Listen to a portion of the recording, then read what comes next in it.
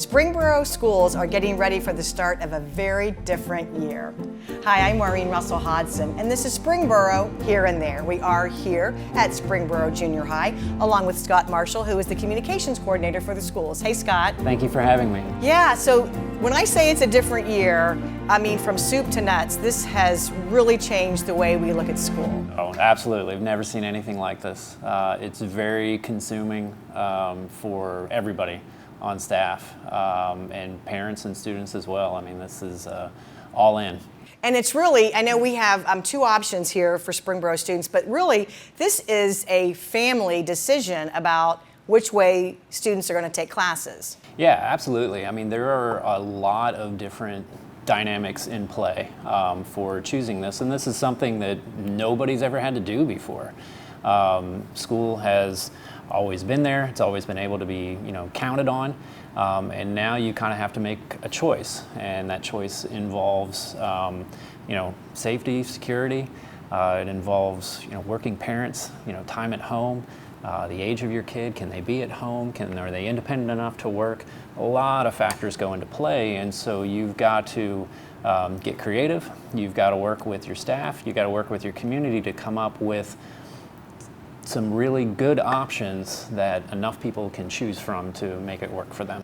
And we also have to be flexible, because I'm sure you've been working on this plan for months and months, and as soon as you think you have a plan, we hear something new from the state, or there are new guidelines. So we're asking everyone's patience as I know the school works through this, but it sounds like you've got a pretty good plan for the start of school and two options. So let's talk about both of them. One is, I would say, like more traditional in-school, in-person classes, and then the second one would be virtual or at home. So let's start with one that we're most familiar with, which would be in school. Correct. So what we're calling our Model A is an in-person learning option. So that is 5 days a week in the classroom, learning from Springboro teachers.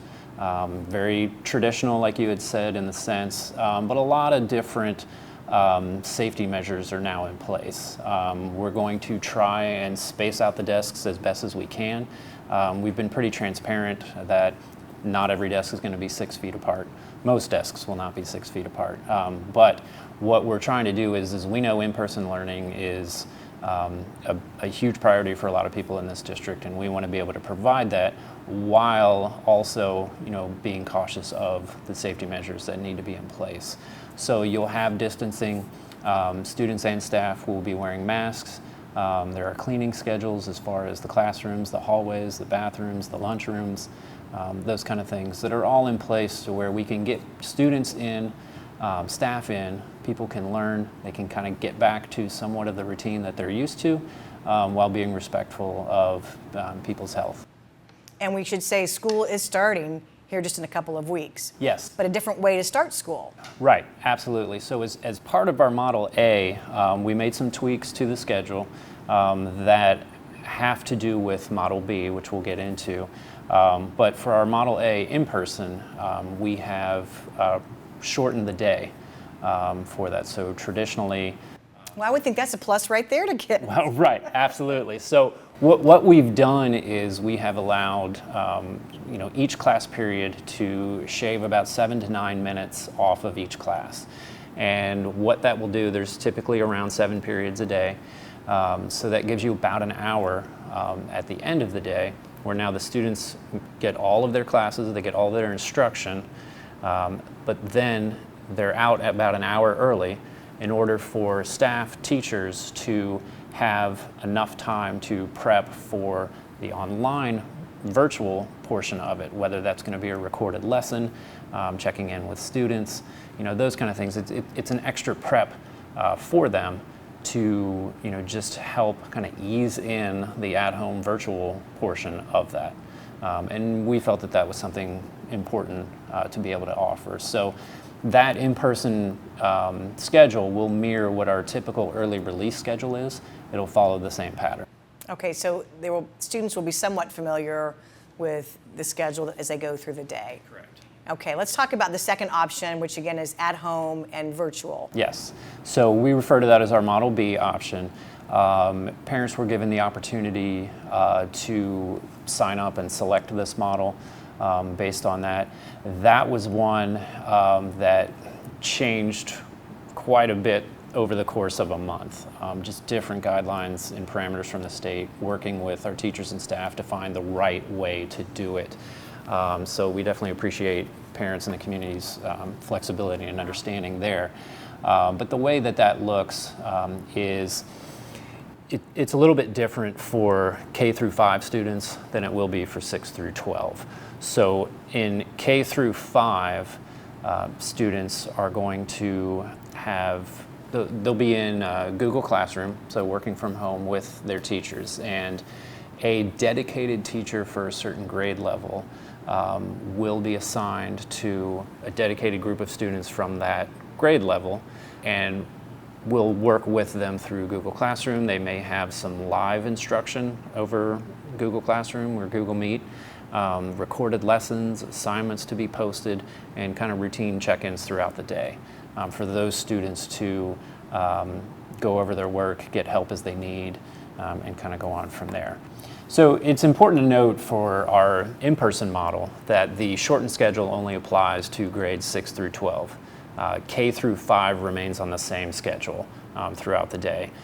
This is because the class offerings for 6 through 12 are a little bit more intense, require a little bit more, and so the idea was to be able to shorten the day there for teachers to be able to prep for that for our at-home students. Our Model B option, as we refer to it, is the at-home virtual learning option. So parents were given the opportunity to sign up for this model, and we greatly appreciate their patience and understanding during that time, because that was one where you needed to be flexible. A lot changed over the course of a month in state and county health department guidelines that impacted how that model was going to look. So we appreciate the flexibility there. But the way that will look, K through 5 again is, for the in-person, is not going to have a shortened day. But those students, K through 5, depending on your grade level, so a third grade students who have signed up for Model B will have a dedicated third grade virtual teacher. That's a Springboro teacher in the district. And that teacher will be assigned those groups of kids depending how it breaks out based on the number of people who have signed up for it. Do you know yet what the percentage is or what the breakdown We is? do. It's a little over 20% signed up for Model B for the district. So our district is around 6,000 students total. So you're close to like 1,300 students that have signed up. But that's K through 12. That's correct. That's K through 12. So the K through 5 students, again, in that example, if a group of third grade students will have a dedicated third grade teacher, and that could be both Dennis and 5 Points third grade students having one teacher. So then that teacher will be assigned, those students will have curriculum very similar to what students in the classroom are learning. And they will have kind of a variety of live instruction over online, recorded lessons, assignments being posted, opportunities for students to ask questions, to participate in group work online, and just those things. This is not going to be something where a student is online for 7 hours a day.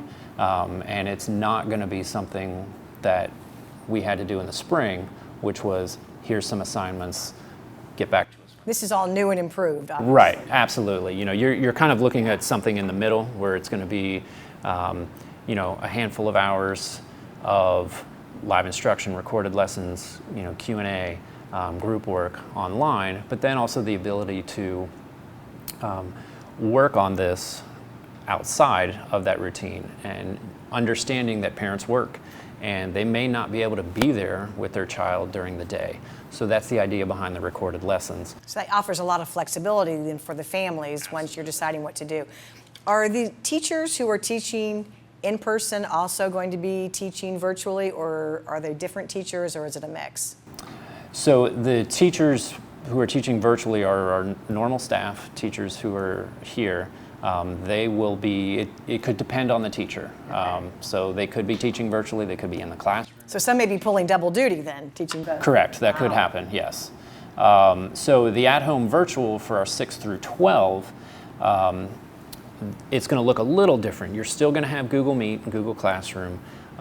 Your teacher for your specific class will be available at some point during the day in the afternoon for potentially a live lesson or live interaction as far as Q&A goes, questions about assignments, those kind of things. But they will all be recording lessons as well. So a 6 through 12 student may have 5, 6, 7 classes during the day. During that window of when teachers are available, they may not be able to check or listen to lessons, all 7 of them at once. But if they can pick 1 or 2 that then they can listen to and then go back to the recorded lessons, they'll be able to do that as well too. Okay, so it is a lot of information, and it's going to take us as parents, teachers, students, we all have to work together, and the best place to go is probably the website? Yeah, you want to go to springboro.org, and we have a COVID-19 updates page. On there is the latest update of the district framework, which goes over all the details for Model A and all the details for Model B. We have an FAQ section, which has a variety of questions that we answered in the beginning and have collected from the community over time to kind of help put parents' questions, at ease on that. We also have, we did Facebook Live events with principals and administration answering parents' questions about their reopening plans. And so those are all posted as well there too. There's a lot of great questions from people, some that we didn't even think of, that community members are obviously concerned about, and we want to be able to answer. So everything is there on springboro.org, the COVID-19 updates page for people who have questions. And whether you're going to go to school in person or virtually, you always want to get your new shoes and all your school supplies, because let's talk about the start of school. Yeah, so the start of school, we are doing a phase-in week. That's going to start September 8th. And so on September 8th and September 9th, students with the last names A through K will start. And the other students during that time are not participating online, they're not coming to school, they're just, those are off days basically. Then September 10th and September 11th, students with the last names L through Z are attending from there. Then September 14th is the first day back for all students. Okay, so everyone will be back in school by September 14th. Correct. If you had to give a bit of advice to maybe a parent with a child just starting school, what do you tell that parent? Patience and flexibility, without a doubt. I mean, this is something, again, we've never seen before. Our administration has been working on this reopening since May. We've been working collectively with each other. We've been working with teachers and staff, parents to collect input, and come up with a plan that, based on survey data that we've talked to is what the majority of the community wants, and not to leave out the people that maybe didn't want an in-person option, but what best can we do with what we have and what the state is permitting from there. So, I think it's something that it's very foreign and it's very hard to grasp when you've never seen it. And it's scary because kids are the most important part. And you're sending them to a place where you want them to feel safe and you want them to feel educated. Patience is big because it's going to be very foreign when you get in here. But I do think that we all like routine. And once you get in and once you kind of start getting into a routine and kind of seeing, what's taking place, my hope is that it becomes a little bit more comforting and just kind of easier to understand.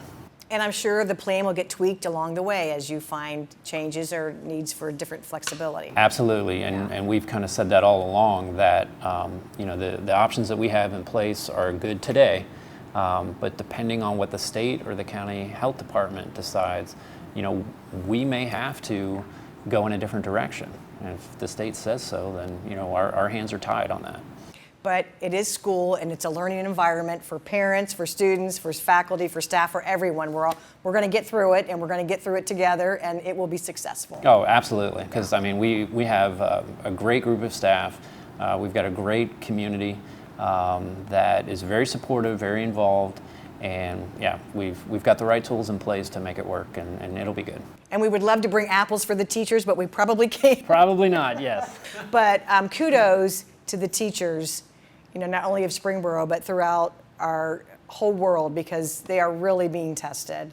Absolutely. This kind of throws everything up in the air, and when it's your job and your career, and it's such an important, essential one, educating the youth, the future, this really makes people kind of step back and reconfigure here and try to make it right. Yeah. Well, I think you are on the right track to making everything right. So we're looking forward to the start of school. We know there might be a few bumps along the way, but we're going to get it right. And we appreciate, again, patience and understanding, and we're looking forward to a wonderful school year. So for more information, the best place to go is springboro.org. A lot of answers there for many of your questions. You can also visit our website for information about the city of Springboro at ci.springboro.oh.us. Thanks so much for watching. We look forward to a great school year.